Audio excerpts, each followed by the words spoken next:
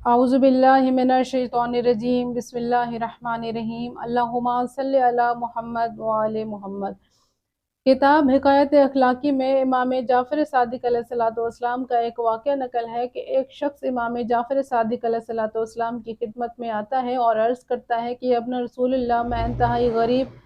مفلس اور تنگ دستی کی زندگی گزار رہا ہوں، اور میں آپ کے پاس آیا ہوں تاکہ آپ کچھ رقم مجھے عطا کیجیے، اور قرض کے طور پہ جب میرے پاس رقم جمع ہو جائے گی تو میں وہ رقم آپ کو واپس کر دوں گا۔ امام علیہ السلام اس غریب شخص سے پوچھتے ہیں کہ مجھے یہ بتاؤ، کیا تم کوئی کھیتی باڑی یا زراعت کا کام کرتے ہو کہ جب تمہاری فصل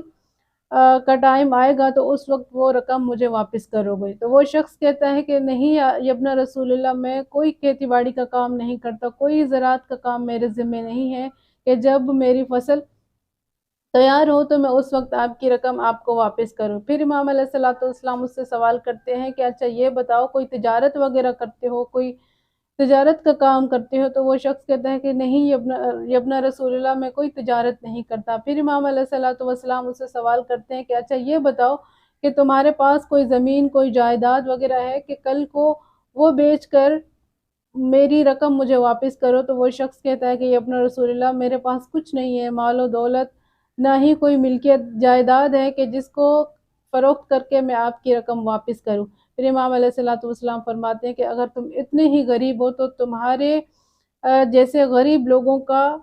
حصہ خداوند متعال نے ثروت مند لوگوں کے مال میں رکھا ہے۔ پھر امام علیہ السلام اپنے غلام کو حکم دیتے ہیں کہ پیسے لے کر آؤ۔ جب وہ پیسے غلام امام علیہ السلام کے حوالے کرتا ہے تو امام علیہ السلام نے کثیر رقم، ایک بہت زیادہ رقم اس غریب شخص کو دی اور فرمایا کہ دیکھو، زیادہ روی نہ کرو، اسراف نہ کرو، کیونکہ اسراف کرنے والے کو خداوند متعال